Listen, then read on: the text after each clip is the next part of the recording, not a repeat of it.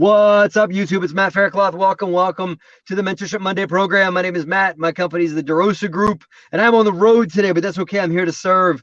The DeRosa Group is a transparent real estate company. We're all about giving full exposure, full transparency to the absolute growing company that we got going on. And our Mentorship Monday program is part of that mission. Mentorship Monday works like this. You guys just pop an email to helpme@DeRosaGroup.com. That is helpme@DeRosaGroup.com, and me and Justin will answer your questions, answer them right here on the air. You guys should join us live and pick our brain live a little bit. And if you go live, we give you a free 1-month membership to Insiders, or we can just answer your question, read it off on the air. No problem. To tell us more about Insiders and to join us is my co-host Justin Fraser. What's up, buddy? How are you? Hey, Matt. How's it going, man? How's your day going? Great. Scurrying. For those that are watching this recording, man, we're in the middle of the Christmas season right now, and yes. Christmas season is tough sometimes. There's a lot to do. It's the end of the year, end of the fiscal calendar, end of a lot of things, and it's the conclusion of a lot, and it's also the holiday season, I get young kids, and so I got to make sure I take care of them, make sure I take care of all the people that I care about, make sure I take care of my wife, and everything. Very important. Yeah, man. So I'm scurrying. How about you? I'm good. Listen, I actually was ahead of it. I got all my shopping done a while ago, and I'm doing all right. Just kind of coasting along here. So I don't believe I'm normally never ahead of it, my friend. That does not surprise me. Something about that. It doesn't. No. It's like last minute. Yeah, today's a couple days before Christmas, and I'm still just tying up the loose ends. That's all right. That's all right. You are not alone. You are not alone. Yeah. Most people are in your boat. Mario, second time today. What's up, buddy? How you doing? What's up, man? Hello. So listen, Matt, we got Mentorship Monday. Even though you're out on the road, I'm here to serve, brother. Doesn't matter where I am, man. I'll do it. I'm here to serve. Mentorship Monday. Here to serve our people. So let's do it, man. Let's. Well, listen. Before we get into our topic, I just want to talk about DeRosa Insiders real quick, because this program is sponsored by our group, DeRosa Insiders. And listen, we are doing all kinds of great content over there. And just this morning, you and I were together. We were at the office, and we went live to our insiders, and we talked about goal setting, and we modeled the way by showing them our goals. And we talked them through how we do goal setting. We talked through some of our plans, a little peek behind the curtain for what's coming in 2021. And we invited all of our insiders to list their goals and let us help them, or just listen to them, or be a sounding board. And so we are here to help our insider members plan for 2021 to make that their best year yet. So really good content, really great feedback and conversation we had this morning. And, it's content like that. It's bringing people on property tours. It's helping people find partners, mentoring, growth. All these things are happening at DeRosa Insider. So it's been a lot of fun, and people are getting a lot of value out of it. That's all. Yeah. And it's really about just giving an inside look, because you can read a book on this stuff. You can watch a lot of videos on this stuff, and I hope you do. And I hope you guys research these things, but real estate investing and strategies and stuff. But without seeing the application of a lot of what you're learning, you're only getting half of it. And we give you guys the other half. We give you guys the education, but we also give some exposure to the application of lessons, and also brains you guys can pick. Hop in. That's right. That's right. So cool. So speaking of which, man, let's hop in. We got a question, man, and we're gonna read it off for you guys. More than welcome to join us on the air as well, live. But we're grateful to have you guys just email the questions, and we'll read them off too. So go ahead, Justin. What do we got today? Yeah, I love this question today. It's something that a lot of us have gone through, or maybe want to go through. But this question comes from Bobby, and Bobby says that he and his friend are buying a duplex together. They're going to rent it out. And they both agreed to put down a total payment of 20% of the purchase price. So I guess they're going to split that. And they also want to have a 6-month reserve of the mortgage payment that they're going to put that cash into the company. But he's also asking, what else should they be setting aside for? Should we be setting aside for CapEx, OpEx? How much should we set aside for insurance?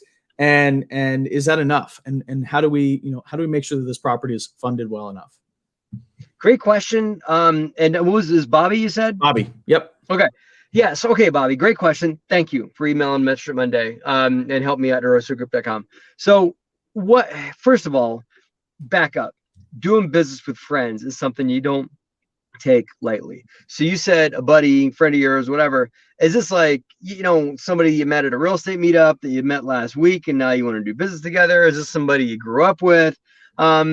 I talk a lot about what needs to get discussed before you go into business with people, because I mean, untangling a marriage is in some ways easier than untangling a business partnership that's not working out. And so I do not take lightly going into partnership with people. And so don't think it's like, it's no big deal, it'll all work out. Make sure that you and this person discuss what you want out of life, what you're looking for, how many units you want to grow this thing to. Because I don't think that buying a one-off duplex with somebody is a good enough partnership. Because like one duplex, this sounds like a lot right now, one duplex, but I can tell you, if you want to scale up as a real estate investor, one duplex is going to be the beginning of a journey of real estate investing. And I know, Justin, you can speak very personally about this. Yep. As I can, right? And so I think that first thing, Bobby, is make sure that you and this person's goals are aligned. And I will cover cash and other kind of stuff, but I'm going to put a pin in that for a second, because Justin, I know that you may want to comment on getting on the same page with a partner first before we even start talking about how much money needs to be in the account. Yeah, let's back up from there. First off, Bobby, I've got a lot of experience with this, and I've had friends as partners in the past. And the very first thing you need to do is sit down and talk about goals and make sure you're aligned. And in addition to those goals, roles and responsibilities. Because right now, you guys both might be, maybe you're young and hungry and motivated. But what happens, next year or next year, the year after that? What is the expectation moving forward? Are you hiring a property manager? Is one of you going to take on that role? Are you going to split that role? Is there, like to Matt's point, are we going to grow this thing, or is it one and done with one deal? Who's doing the bookkeeping? Who's doing the property taxes? Like, who's going to handle all that sort of back end stuff? Make sure the utility bills are paid on time. All these things have to happen in a business, and you are getting into a business. And like Matt said, it can be very, very tough to untangle at some point. So I'm not saying don't do it, because the comfort of having someone that and trust in business is very valuable. And it's often why you see a lot of partnerships with friends start. And so if that is how you need to get started, I don't think it's a terrible thing. I just think you need to make sure you have the proper discussions up front so that you guys can both be prepared for any number of scenarios. Yep. And the operating agreement for the LLC. Now, obviously, Bobby, we're talking about putting this property in an LLC, I'm sure, right? Because you wouldn't want to go buying something in your personal name with your buddy, right? So let's just say that. He did say a partnership, so I'm assuming it's okay, good. Yeah. Correct. Okay, good stuff. So form the LLC, have the operating agreement of the LLC reference what Justin had just said, roles, goals, and compensation, who's doing what they're going to do, what they're not going to do, and also have the operating agreement reference exits and things like that. That's the biggest part of structure you need to do. Now, with regards to capital, 6 months worth of mortgage is okay. I'd actually prefer to see 6 months worth of expenses in the operating account and count in the mortgage. So let's just say for a duplex, your overhead, your real estate taxes, your insurance, your maintenance allocation, your all that stuff amounts to what for a duplex? What are we talking? Maybe $1,000 a month. That's a nice plus another. Number.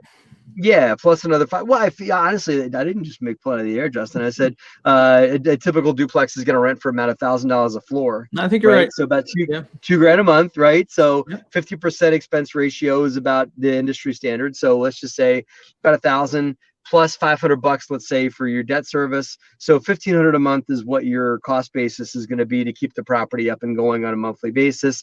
Let's go 6 times that. So that would be $9,000 to $10,000. Is what I would start with in the company coffers, plus whatever work you think the property is going to need over the next 5 years. If you don't have that money set aside, if you inspect the property and you say like, this roof's probably only got 3 years on it, and we probably want to do a 10-year hold cycle. Well, okay, what's the roof going to cost? Well, let's just say for conversation's sake, that roof's going to cost you $4,000. Okay. maybe you don't need to have $4,000 sitting in the operating account right now, but the operating agreement for the company and you and your partner need to be clear where that $4,000's coming from when the property needs a roof. Same thing goes for the HVAC. The big ticket items on small residential like this are roofs, windows, HVAC, and then major turns, right? So kitchens, kitchens, flooring, that kind of stuff to upgrade a unit to the next level. But the consumables that the property is going to eventually need, no matter how big it is or how small it is a roof, windows, and HVAC. And obviously you can make the longer list from there depending on the property and everything like that. But if you've got repairs that need to get done inside the first year, I would want to see that in operating cash. And if you've got something that you predict that you're going to need in the next, say, 2 to 5 years or 10 years, whatever it is, then I would say that that it's okay to not have that in operating cash. Just make sure that you know where you're going to get it when you need it. So I would say 9 to 10 grand, assuming your rents are $1,000 a door per month. What do you think, Justin? How did I do? Yeah, I mean that's a nice swing at it, but obviously there's so many unknowns here, right? Is this place occupied or vacant? Yep. How many issues, for even the code for the city to come in and say that this is a rentable unit or not? That's your first step, right? The city might come in and say, well, you need all new handrails and none of the windows, stay open and your roof $3,000 later. Yeah, exactly. That's before you even get your certificate of occupancy to put a tenant in. So certainly if you're investing in New Jersey, expect that. Yes, always, every single time. Yeah. So as long as you're doing your homework and you're figuring out what does it take to get these rentable, and then you go do the next step of, okay, well, my HVAC's got X number of years. There's Adrian. What's up, buddy? How you doing? And my roof is going to last this long. I will say that once the cash does start coming in, don't plan on taking it out right away. You want to let it sit as your cash flowing. All that money, if you're looking at the 50% rule, that is generally accounting for some money to put it aside for that long-term CapEx stuff. But at least the first year, especially if this is your first property, don't plan on taking any money out of this property. Let it sit in that bank account. Let that bank account keep growing, because chances are, as soon as you do a distribution, your roof's going to go and the boiler's going to break, and you're going to be putting money right back into it. It's a great way to need money. It's a great way to ensure that a company you have needs money is to do a distribution. Absolutely. To take money out of it. Right. So I would also add on to that part of your conversation with your partner should be about goals. And nobody has a goal of just buying one duplex for the rest of their life, unless they're going to live in one unit and it's like their dream house, right? Odds are you're going to want to buy more. And so if you take the cash flow you're making and escrow it in the company as partly an escrow to keep that duplex going, but also partly an escrow to scroll up some cash to buy your next deal, then it makes it as Justin said, I would not do any distributions in the first year, because the cash flow you're going to make off a duplex is not going to be life-changing money. We're talking, a couple $100, and I think you got to play the long game in real estate. So all in all, I think you can get there. And I have investments with my friends and they have gone well. And I've also had investments with my friends that did not go well. So it really has to do with getting on the same page. But great question, Bobby. What's another question that they can ask each other, that when they're, so that they don't go, you've gone down both pathways. What's something that you ask that is an indicator that this could be a successful partnership versus one that maybe we sweep it under the rug and don't talk about it? You gotta where do you want to be in 5 years? Has to be the same answer, just about because it's like, where I'm going to go in 5 years has to be aligned with, because this property is likely going to be a longer life cycle than that, right? You got to get a little uncomfortable too. How much cash do you have? What's your credit score? If this property all of a sudden has a $5,000 need, you want to make sure that your partner can cut a check for half of that. Mm-hmm. Like a roof cave in the middle of the night, or HVAC machine that dies in the middle of the night, that could cost you $5,000. You might not have that in company operating cash, which means that you and your partner are going to have to write a check. But so I think you need to know your partner's solvency financially, and you need to know where they want to be long term. And I think that really getting to know everything there is to know about the person that you're hopping into bed with. Yeah. It's way deeper than just being friends and figuring it out. I mean, I've seen. Go ahead. So I think what you guys should do also is model out what happens after you buy this deal. Let's talk about deal number 2 and deal number 3. Yes. Where is that money coming from? Is this money that we're going to cash flow from deal 1 and then we're going to save up slowly and then put it into deal 2? Or are we both planning a cash infusion for deal 2 with our reserve funds or from a private loan? And then what about deal 3 and deal 4? And that sort of helps you plan out those next 5 years of, yes, that's great. Like, yeah, we can knock down this first duplex, but then what? And what are we going to do next? Yeah, I call them like enterprise goals, Yeah. and it's one thing to have like life goals and, we want to be in life or whatever. But if you're getting into partnership with somebody through a duplex or through just a single family investment or something small, you really ought to have some enterprise level conversations, because buying a duplex with someone is not like going out on a date with them. It's like you're married, and you might as well hop into bed and do some deals together and have like a goal to expand it to 20 units or something like that over a 5-year period or whatever it may be. Just not 1 or 2 deals, because I can tell you that 1 or 2 deals is not going to be enough to feed either one of you long term, and you guys will probably get bored with it and want to expand and grow. And if your partner doesn't, then maybe it's the wrong partner, or maybe you're okay, kind of keeping it slow and steady and 100% passive over here. But just make sure you're on the same page with that. If your partner wants to quit their job and do this thing full time in the next couple of years, you should know that. Absolutely. Absolutely. Yeah. And what's the expected change, if any, in roles and responsibilities when he does that? And how does that affect your partnership and what you guys are going after? Correct. We have two great comments on YouTube. First is from our boy Sed, and Sed is saying, what happens when one of us wants out? That's a really great question that needs to be asked. What happens if one of you, how do you buy out? Or do you have to sell the property? Can one of you buy the other person out? And then DeRosa Group is saying pretty much the same thing. He's saying, of course, in New Jersey, we're going to have unexpected expenses. Yep. But how will we exit this partnership? And how do we exit this ownership of this property? What is the plan? People think that, and I think it has to do with personal relationships as well, but business relationships are extremely, symptomatic of this, where you have people that think that you're going to lock arms and skip off into the sunset forever, and it's okay that you don't. It's okay that if some things in life have a beginning, middle, and an end, but you need to know where that end is going to be, and your operating agreement and your partnership need to describe what that end looks like, and because it's okay that things have there's a couple of year alignment and then we both go our separate ways. That's okay.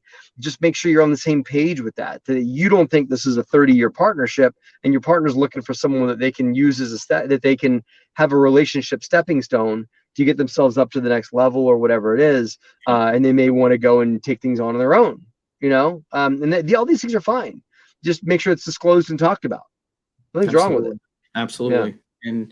And just, above all of it, Bobby, frequent communication, often talk early, talk often, talk monthly, run this like a business, have financial reviews, have planning sessions, make quarterly goals, figure out who's and have some tough questions about how am I performing and how are you performing? And are you doing everything that we expect you to do? And am I doing what you expect me to do? And are we helping each other?